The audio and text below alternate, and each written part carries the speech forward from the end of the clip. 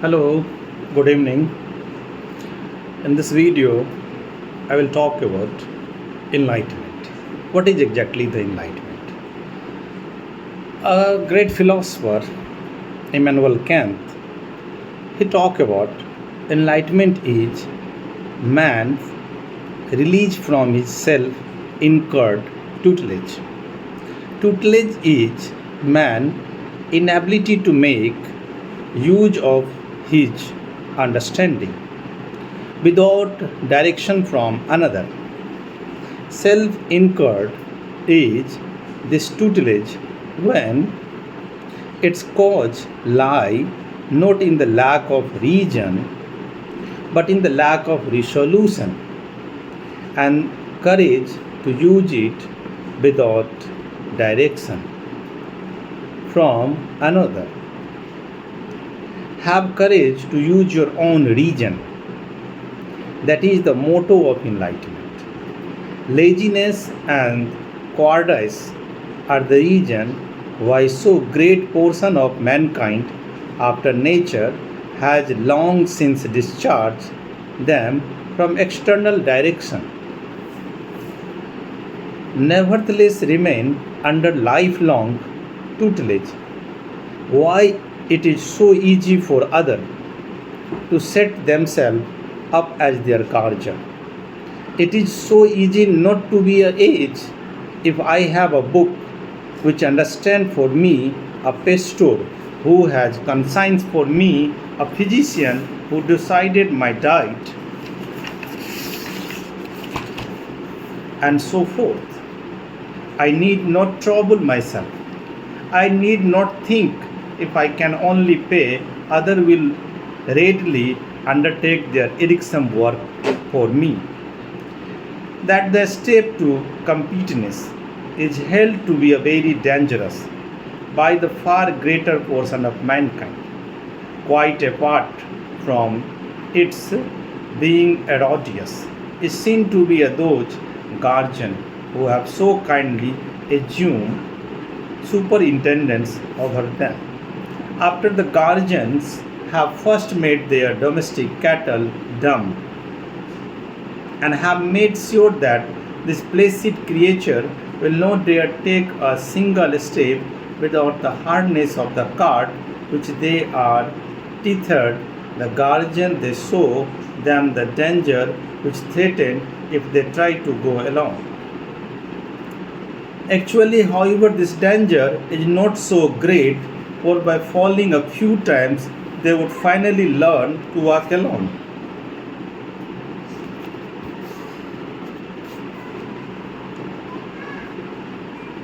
So, for us, any single individual to work himself out of life under tutelage, which has become almost his nature, is very difficult. So he has come to be a fond of this state, and he is for the present real incapable of making use of his reason. For no one has ever let him try it out. A statue and formula, those mechanical tools of the rational employment or rather misemployment of natural gift, are the fetter of everlasting tutelage. Whoever throw them off make only an uncertain leap over the narrow ditch because he is not accustomed to the kind of free motion. Therefore, there are a few who have succeeded by their own exercise of mind both in freeing themselves from incompetence and in achieving a steady peace. But the public should enlighten itself or more possible indeed if only freedom is granted. Enlightenment is almost sure to follow, for there will always be some independent thinker even among the established guardian of the great masses, who often throwing off the yoke of tutelage from their own shoulders, will disseminate the spirit of rational appreciation of both their own worst and every man's vocation for thinking for himself. But be it noted that the public, which has first been brought under the yoke, by their guardian force the guardian themselves to remain bound when it is incited to do so by some of the guardians who are themselves capable of some enlightenment. So harmful is to implement and prejudice, for they later take vengeance on their cultivator or on their descendant. Thus, the public can only slowly attain the enlightenment, and perhaps a fall of personal despotism of the various tyrannical opposition may be accomplished by regulations, but never a true reform in ways of thinking. Rather, new prejudice will serve as well as old one to harness the great unthinking masses. For this enlightenment, however, nothing is required but freedom. And we indeed most of the harmless among the all things to which this term can properly be applied. It is the freedom to make the public use of one region to every point. But I hear all sides, do not argue. That officer says, do not argue, but drill. The tax collector says, do not argue, but pay. The clerk says, do not argue, but believe. But only one prince in the world say, argue as much as you will, and about what you will, by obey. Everywhere there is a restriction on freedom, which restriction is an obstacle to enlightenment, and which is not an obstacle but a promoter of it. I answer, the public use of one region must always be free, and it alone can bring about enlightenment among men.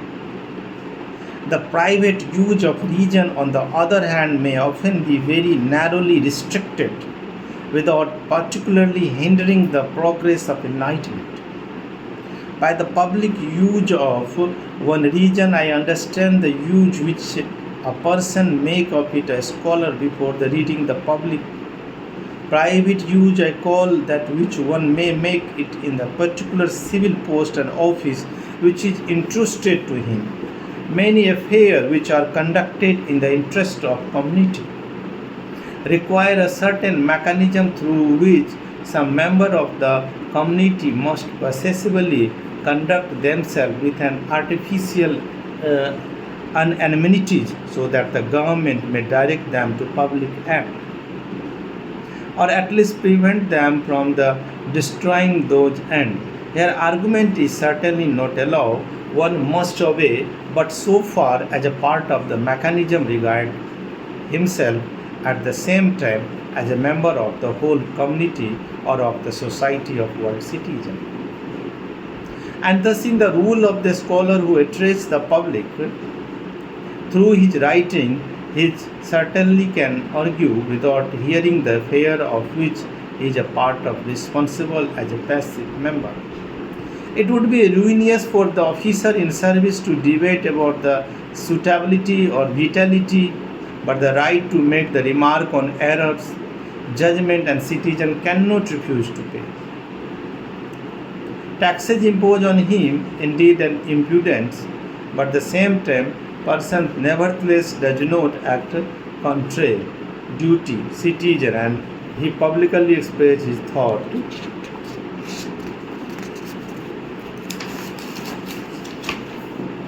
on the inappropriateness or even injustice of the levies.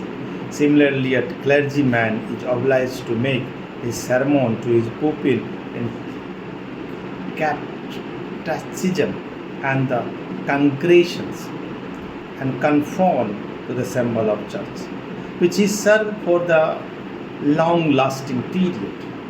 But as a scholar, he has complete freedom to make the argument, to ask the question, to put up your own viewpoint, and he teach as a consequence of his office. And representative of the church is always talking about the superiority of God in their hand, but they are not talking about your individual brain and put up the questions mark. Our church teach this is that, but this is not. Whatever things come from your brain that is the ultimate reality.